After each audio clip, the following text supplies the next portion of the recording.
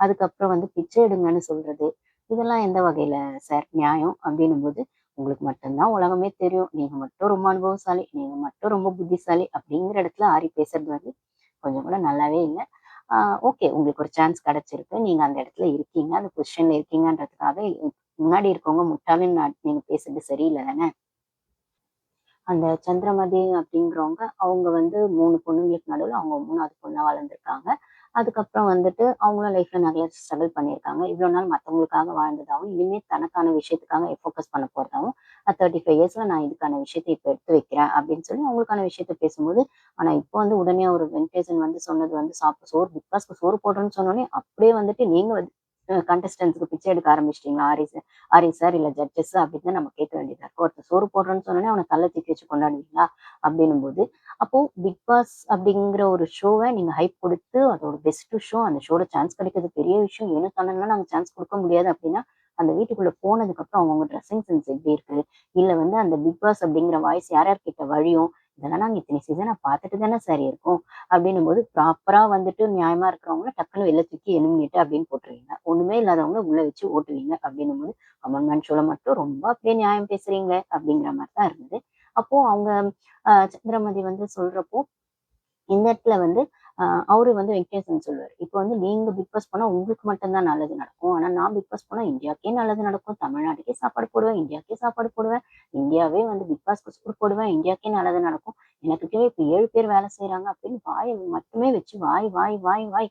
வாய் இல்லன்னா அப்படின்னு சொல்லுவாங்கல்ல. ஒரு ஒரு ஒரு ஃப்ளோல அந்த மாதிரி. அது அங்க இருக்க அவங்களுமே சொன்னாங்க தான் அப்படின்னும்போது, அப்ப உங்களுக்கு நல்லாவே தெரியுது. அப்புறம் எதுக்கு அவர செலக்ட் பண்றீங்க அப்படின்னா, அப்படி ஒரு அது அது ஒரு ஃபைட்டிங் ஸ்பிரிட் வேறயாம். கூட கூட ஒரு பொண்ணு மட்டம் தட்டிட்டு நான் பெஸ்ட் பெஸ்ட்டுன்னு 2 பேருமே அப்பா இல்லாத ஒரு விஷயத்துல தான் அந்த இடத்துக்கு வந்து நின்னுருக்காங்க. அவர் வெங்கடேசன் ஆகட்டும், இந்த பக்கம் வந்து சந்திரமதி ஆகட்டும் 2 பேருமே அப்படின்னு சொல்லும்போது, இந்த இடத்துல ஒரே ஒரு விஷயம் வரும்போது சரி 2 பேருக்கும் நான் ஒரு டாஸ்க் தரேன். அ ஒரு வீட்ல வந்து ஒரு குக்கிங்கும் நடக்கணும். அந்த வீட்ட பாதுகாக்கிற வேலையும் நடக்கணும். யார் அத எடுத்துக்குவீங்க அப்படின்னா, அவங்க வந்து இவரு ரொம்ப வாய்ஸ் ஏத்தி ஏத்தி பேசுனோனே அவங்க ஆட்டோமேட்டிக்கா இது மாரி வந்து நான் குக்கிங் எடுத்துக்கிறேன் அப்படின்னு சொன்னோனே, அவரு நான் வந்து ஆ பாதுகாக்கிறத வேலைய எடுத்துக்கிறேன்னா, வீட்ட உங்ககிட்ட இருந்து தான் பாதுகாக்கணும் அப்படிங்கிற மாரி ராஜு வந்து கவுண்டர் போட்டது நல்லா இருந்தது. அப்போ வந்து வேலை வாங்குறது தான். வேலை செய்ய வைக்கணும். வேலை வாங்கணும். நான் செய்ய மாட்டேன் அப்படின்னா, இன்னும் ஓவியா கேட்பாங்க. "ஏன் செய்ய மாட்டீங்க? ஏன்?" அப்படின்னா, "இல்ல முதல்ல செய்ய தெரிஞ்சா தானே வேலை வாங்க முடியும்." அப்படின்னும்போது நம்ம வந்து ஒண்ணுமே செய்ய தெரியாமயே வேலை வாங்குனா, அவனுக்கு ஒண்ணுமே தெரியாது அவனுக்கு. அவன் போய் வேலை செய்ய சொல்றான் அப்படின்னு பின்னாடி பேசுவாங்க. ஸோ அந்த வேலைய கத்துக்கிட்டு தானே வாயில மட்டுமே உருட்டிட்டு இருந்தாருன்னு வைங்களேன், எனக்கு செலக்ட் பண்ணது வொர்ஸ்ட்டா தோணுனது அவரு தான். ஆனா அவரு தான் நீங்க செலக்டும் பண்ணியிருக்கீங்க. Okay fine. அதுக்கப்புறம் அந்த ஹார்ன் ஹோல்ல இருந்தது பார்த்தீங்கன்னா, அப்புறம் இன்னொருத்தரு புகழேந்தின்னு அவர் வந்து அது என்னமோ பல்ஸே ஸ்டாப் பண்ணிடுறேன் அப்படிங்கிறாரு. என்ன உருட்டுறீங்க? உடனே மாயா போய் பக்கத்துல நிப்பாங்களா, செக் பண்ணுவாங்களா, நிஜமாவே பல்ஸ் ஸ்டாப் ஆயிடுமா? அப்புறம் திருப்பி ஸ்டார்ட் ஆயிருமா அப்படின்னா, அப்ப டாக்டருக்கு படிச்சவங்கலாம் வந்து முட்டாளா? அப்படிங்கிற மாரி. இது ஒரு ஷோ. அந்த ஷோல நீங்க இன்னும் எவ்வளவுதான் உருட்டுவீங்க? அப்படிங்கிற மாரி இருந்தது. ஸோ அது ஒரு விஷயம்னு சொல்லி அவர நீங்க வந்து ஆன் ஹோல்டு போட்டிருக்கீங்க. அப்புறம் இந்த ஐஸ்வர்யா, அபிநயா அப்பா அவங்க 2 பேரும் பேசினது காது குடுத்து கேட்க முடியல. காதுல ரத்தம் வரும் போல இருந்தது. 2 பேரும் மாத்தி மாத்தி அடிச்சுக்கிட்டது. ஒரு வீட்ல அக்கா தங்கச்சிங்க.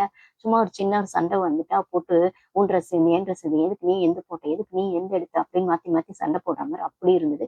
அவங்கள ஆன் ஹோல்ட்ல போட்டிருக்கீங்க. 2 பேருமே தேவையில்லாத அ கண்டஸ்டன்ட் மாரி தான் இருந்தது. அப்போ வந்து இருந்தாலுமே வந்து அந்த சண்டை போட்டதுக்காகவும் என்னவோனா 2 பேருமே ஒரே ஏஜ் தான். ஒரு வீட்ல ஒரு அக்கா தங்கச்சிங்க ஜஸ்ட் ஒரு அடிச்சுக்கிறாங்க வீட்ல ஒரு சின்ன சின்ன விஷயத்துக்கலாம் அப்படின்னா, அந்த மாரி தான் 2 பேருமே சிறு புள்ளத்தனமா தான் ஒரு சின்ன புள்ளத்தனமால்ல இருக்கு அப்படிங்கிற மாரி தான் சண்டை போட்டுட்டு இருந்தாங்க. நீ ஃபேக்கு, நீ பேக்கு, நீ ஃபேக்கு. அதுக்கப்புறம் வந்து இவங்க விமன் சேஃப்டின்னு சொல்லிட்டு இந்த சைட்ல அபிநயான்னு நெனைக்கிறேன். அவங்க வந்து விமன் சேஃப்டின்னு சொல்லிட்டு அவங்க ஒரு வார்த்தை விட்டாங்க. பப்க்கு போறவங்களுக்குலாம் விடவும் நிஜமா நியாயமா இருக்க வேண்டியவங்க விமன் சேஃப்டி வேணும். நான் அதுக்காக இந்த ஷோக்கு வந்திருக்கேன்னா, உடனே ஓவியா கேட்பாங்க. பப்க்கு போறவங்களுக்குலாம் சேஃப்டி தேவையில்லையா? அப்படின்னு. ஸோ என்னமோ பேச தெரியாம பேசணுன்றதுக்காக 2 பேர் பேசினேன். இதுல இருக்க 2 பேர் ரூம்மேட்ஸ் வேற. அப்படின்னு இதுல இன்னொன்னு கவனிச்சீங்களா? அந்த 2 பேரா விடுறவங்கலாம் ரூம்மேட்ஸா ஆல்ரெடி அவங்க இருக்காங்க. ஸோ 2, 3 நாளா இந்த விஷயங்கள் போனா, இல்ல 1 வாரம் அங்க போய் தங்கி, அந்த ஒரு ஆடிஷன் ப்ராசஸ்லயோ, கார் டாஸ்க்லயோ, மத்த டாஸ்க்லயோ கலந்துக்கிறாங்க அப்படின்னா, அந்த ஒரு 4, 5 நாள் அவங்களுக்கு ஃபுட் ப்ரையாரிட்டி எல்லாமே விஜய் டிவி தான் பாக்குதுன்னா, ஸோ ஒருத்தருக்கு ரூம் அலாட் பண்ணி சேர்ந்து சேர்ந்து தங்குவாங்க இல்லைங்களா? ஸோ அந்த மாரி இருக்கவங்கள தான் அந்த ஒரு டிபேட்ல வைக்கிறாங்க. அப்போ டக்குனு இந்த பிரியதர்ஷினி விஷயத்துல கூட கமலி அவங்க வந்து அததான் சொன்னாங்க. கமலி சண்முகராஜா அவங்க வந்து அதான் சொன்னாங்க. இப்போ வரைக்கும் அவங்க வந்து எனக்கு அந்த ட்ரெஸ் வந்து இதுவாவே நீங்கலாம் பார்க்கறதுக்கு ப்ளசன்ட்டா இருக்கீங்க. எனக்கு இத போட்டுட்டு ரொம்ப கான்ஃபிடன்ஸே இல்லாத மாரி இருக்கு. அப்படிங்கிற மாரி அங்க சொன்னாங்க. ஆனா இங்க வந்து ஐ அம் பீயிங் மை செல்ஃப்ன்னு சொல்றாங்க. அவங்கள போட்டு குடுத்தது கமலி தான் அப்படின்னாலுமே, அதாங்க இவங்க பிரியதர்ஷினி வந்து ஒண்ணு நினைச்சுட்டு தெலுங்கு பிக் பாஸ் பார்க்கலன்னு சொன்னாலும் அதை பார்த்துட்டு அதுல இருக்கிறத ட்ரை பண்ண தான் வந்திருக்காங்க. இதே மாதிரி ஒருத்தவங்க தெலுங்குல வந்து அது ஹிட் ஆயிடுச்சு. அதுக்கு நீங்க பார்த்துட்டு வந்து அது நீங்க ஹிட் ஆயிடுச்சு நீங்க வருவீங்கன்னா, உங்கள ஜட்ஜ் பண்ற இந்த விஜய் டிவி அதுக்கு மேல அவங்க வந்து தில்லாலங்கடிங்களாச்சே. அவங்க வந்து என்ன பண்ணியிருப்பாங்களோ உங்கள நைட்டில வர சொல்லிட்டு, ஆனா உங்கள செலக்ட் பண்ணக்கூடாது. ஆனா அந்த செலக்ட் பண்ணாத ப்ராசஸே நாங்க டிஆர்பி ஆக்குவோம்னு அவங்க ஒரு வேலை பண்ணாங்க. ஸோ நீங்க நினைச்சத விடவும் இவங்க வந்து 10 மடங்கு உங்கள வச்சு டிஆர்பிக்கு யூஸ் பண்ணிட்டாங்க. நீங்களும் டிஆர்பிக்காக தான் வந்தீங்க. ஆனா உங்களோட ஸ்ட்ராட்டஜி என்ன வந்ததுன்னா, ஹோம் மேக்கரா அப்படியே வரேன் நைட்டில. என்ன இன்னுமாவே செலக்ட் பண்ணா பண்ணுங்க. இல்லன்னா வேண்டாம் அப்படின்னு நீங்க சொன்னீங்க. நீங்க சொன்னதையே உங்க வாயிலேருந்தே அவங்க பிடி எடுத்து அவங்க செலக்ட் பண்ணல. ஆனா செலக்ட் பண்ணல அப்படிங்கிறது ஜஸ்ட் லைக் தட் செலக்ட் பண்ணல அப்படிங்கிறத விடவும், அந்த ஒரு ரெட் கார்ட் குடுத்து ப்ரமோஷன்ல போட்டு அது எண்ட் ஆஃப் ஜர்னிங்கிறது அப்புறம் தான் தெரியும். அது ஒரு ரெட் கார்ட் குடுத்துட்டாங்க. நைட்டி போட்டு வந்தவங்களுக்கு ஆர்யா அவங்க எல்லாம் சேர்ந்து ரெட் கார்ட் குடுத்துட்டாங்க. அப்படின்னு சொல்லி இவங்களோடது எபிசோட் வர்றதுக்கு 2 நாள் முன்னாடி, 1 வாரம் முன்னாடி ப்ரோமோல போட்டு போட்டு கிழிச்சு டிஆர்பிய ஏத்தி விட்டாங்க. டிஆர்பி ஏத்துனது மட்டும் இல்லாம கமெண்ட்ஸ்ல என்னமோ அவங்க பேரு ரிப்பேர் ஆயிடுச்சு. ஸோ இந்த நைட்டி போட்டு வந்து நம்ம ஒரு ஸ்ட்ராட்டஜி பண்ணலாம் அப்படின்னு இவங்க நினைச்சது என்னவோ இவங்களோட ஐடியா தான். அது நான் தப்பு சரின்றத மீறி இவங்க சைட்லயும் தப்பு இருக்கு. அவங்க சொன்னாங்கன்னு இவங்க வந்தது இவங்க மேலயும் தப்பு இருக்கு. அவங்கள அப்படி வர வச்சு டிஆர்பிக்காக இவங்க பண்ண விஜய் டிவி மேலயும் தப்பு இருக்குன்னா, இந்த 50-50 இருக்கு. இந்த இடத்துல அந்த லுங்கி மாரி எடுத்து அவங்க சாரிய அந்த மாரி எடுத்து கட்டவும், இதே சாரி எடுத்து இடுப்புல முடிச்சுட்டு சண்டை போடுறது தான் இங்க வந்து தமிழ்ல வந்து சாரிய கட்டி அந்த முறுக்கு சுடுறவங்க அதுதானே பண்ணாங்க. சாரி எடுத்து இடுப்புல சொல்லி பண்ணிட்டு இருக்கும்போது அது கொஞ்சம் டீசென்ட்டா தெரியுது. ஆனா வந்து இது நைட்டி போட்டுட்டு அது பண்ணும்போது அப்படின்னு சொல்லும்போது, அது கொஞ்சம் பார்க்கறதுக்கு அன்ஈஸியா இருக்கு அப்படின்னு சொன்னாலுமே, அவங்க இன்டர்வியூலாம் பேசும்போது பிரியதர்ஷினி அவங்க ஆங்கர்லாம் கேட்குறாங்க. "நீங்க எப்படி எந்த இதுல நீங்க நைட்டி போட்டு வந்தீங்க?" அப்படின்னா, அது எனக்கு என்ன தோணுச்சோ அந்த மாரி நான் பண்ணிட்டு வந்தேன்னா, அது ஆப்வியஸா அவங்க ஸ்ட்ராட்டஜி தான். பட் ஆனா அத பூசி மழுப்பி அவங்க ஒரு காரணம் சொல்றாங்க. இந்த இடத்துல ஒரு வேளை டாஸ்க்ல ஏன்னா 20 எல்லாருமே வந்தவங்க எல்லாருமே 20, 25 ட்ரெஸ் பேக் பண்ணிட்டு வந்திருக்காங்கங்க ட்ரெஸ்ஸு.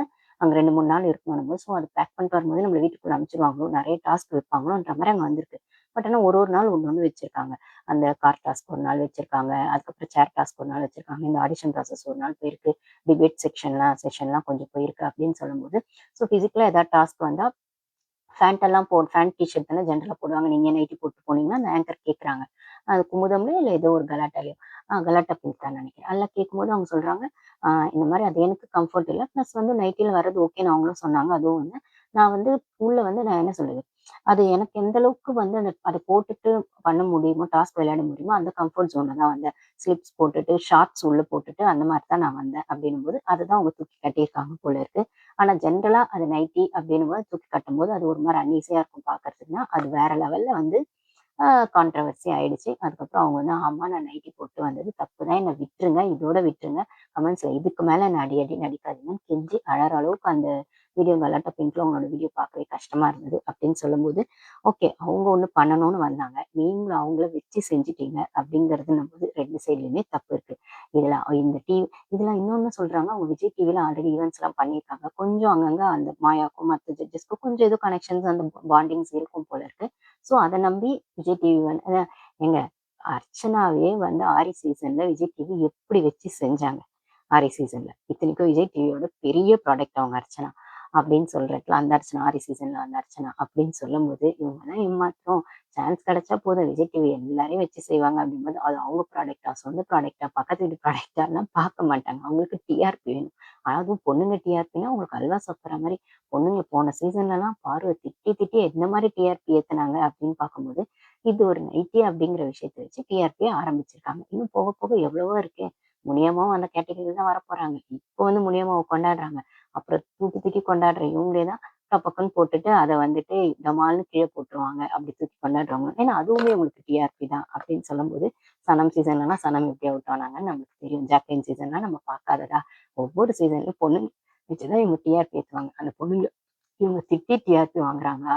இல்லன்னா அவங்கள தல தூக்கி வச்சு டிஆர்பி வாங்குறாங்களா? அப்படிங்கிறது தான் அந்த இடத்துல அந்தந்த சீசனுக்கு ஏத்த மாரி மாறுமே தவிர, ஆனா டிஆர்பின்னா இவங்களுக்கு பொண்ணுங்க தான் அப்படிங்கிறத ஒவ்வொரு சீசனும் விஜய் டிவி அது வந்து அன்டவுட்டட்லி அத தான் பண்ணிட்டுருக்காங்க. அப்புறம் அவங்க ஷாம்ஷி டிரான்ஸ்ஜெண்டர் அவங்களையும் வந்துட்டு அ ஆன் ஹோல்ட்ல தான் போட்டிருக்காங்க. அதுக்கப்புறம் வந்துட்டு இவங்க சந்திரமதி நான் சொல்லிட்ட கவின் நிகமன், ஜார்ஜ் ராஜசேகரன் அவர பத்தி நம்ம வீடியோ போட்டிருக்கோம். கிறுன்னு கலாய்க்கிறேன்ற பேர்ல 3 ஜட்ஜஸ வச்சு கிழிச்சிருப்பாரு.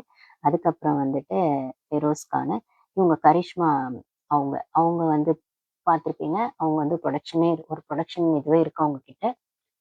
புரொடக்ஷன் கம்பெனி இருக்கு. அப்படின்னு சொன்னாலுமே, அப்படி ப்ரொடக்ஷன் கம்பெனிலாம் வச்சிருக்கீங்கன்னா, உங்களுக்கு எதுக்கு இந்த பிக் பாஸ் இது? எல்லாமே உங்ககிட்ட இருக்குல்ல. எதுக்கு உங்களுக்கு இந்த பிக் பாஸ்ன்னு அவங்க டக்குன்னு உங்களுக்கு தான் எல்லாம் இருக்கு. ஆனா நீங்க எதுக்கு இங்க இருக்கீங்கன்னு டக்குன்னு ஜட்ஜஸ் கேள்வி கேட்டுருப்பாங்க. அதுக்கப்புறம் அவங்களே ஆன் ஹோல்ட்ல போட்டுருப்பாங்க. லைஃப்ல உங்களுக்கு எல்லாமே இருக்கு அப்படின்னு சொன்னாலுமே, இது உங்களோடது வித்தியாசமான இருக்கு உங்களோடது.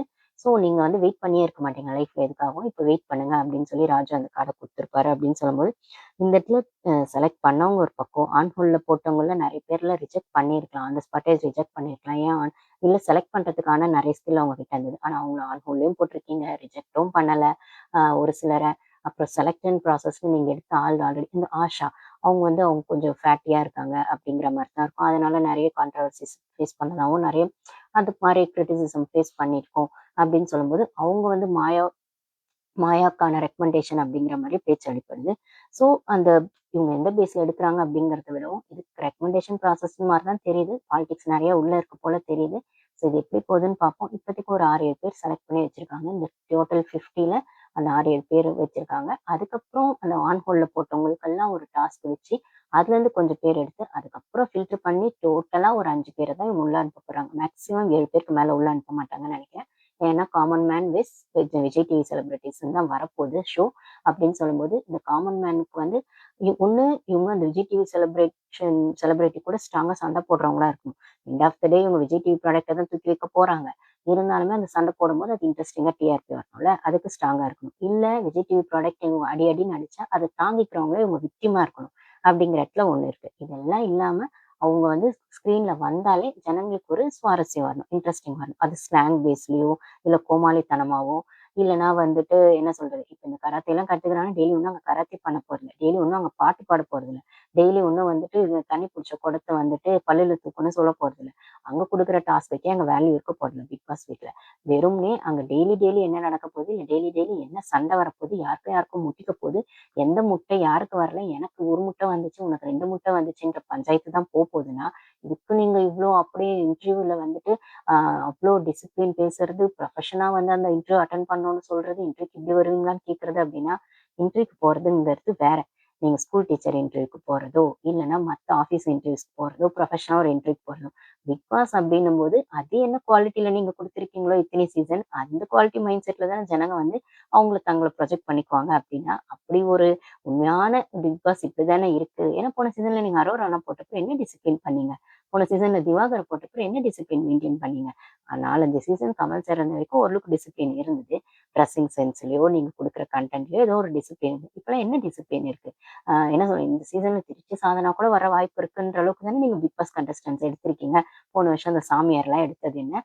அதுக்கப்புறம் வந்துட்டு அந்த என்னது அ அ லே ஜென்ஸ் எல்லாம் வந்து ட்ரெஸ் மேல ஷர்ட் கழட்டிட்டு, அந்த எஃப்ஜேலாம் வந்து என்ன மாரி வந்துட்டு டிசிப்ளினோட மெயின்டெயின் பண்ணிட்டு இருந்தான் உள்ள. அந்த ஷர்ட் கழட்டிட்டு பண்ற கான்ட்ரோவர்சில திவாகர் பண்ணா ஓகே இல்ல. ஆனா அப்போ வந்துட்டு எஃப்ஜே பண்ணா ஓகேவா? சபரி பண்ணா ஓகேவான்னு கான்ட்ரோவர்சிலாம் வந்தப்போ, அப்பலாம் என்ன டிசிப்ளின் இருந்தது அப்படின்னும்போது, இப்பதான் டிசிப்ளினா, நேர்மையா, நியாயமா, கண்ணியமா, கட்டுப்பாடா என்னென்னமோ உருட்டுறாங்க. பார்க்கலாம் இன்னும் எவ்வளோ உருட்டு உருட்டுவாங்க, ஜனங்க எவ்வளோ முட்டாளாக்குவாங்க. அப்படிங்கிறத வெயிட் பண்ணி பார்க்கலாம். ஸோ இப்படிதான் இந்த ப்ராசஸ் போயிட்டுருக்கு. ஸோ இதுல மாயாவோட இன்ஃப்ளூயன்ஸ் நல்லா இருக்குன்னு நல்லாவே தெரியுது. ஸோ டாக் பேக்ல வர்றத வச்சு தான் ஜட்ஜஸ் பேசுறாங்க. அப்புறம் மாயா கிட்ட தான் அந்த ஒப்பீனியன் கேட்குறாங்க. மாயாக்கு ஓகேன்னா அவங்க ஓகே. மாயாக்கு ஓகே இல்லன்னா ஓகே இல்ல. அப்படிங்கிற இடத்துல தான் அது போகுது. நெக்ஸ்ட் வீடியோல பார்க்கலாம். கைஸ். Thank you. முடிஞ்சா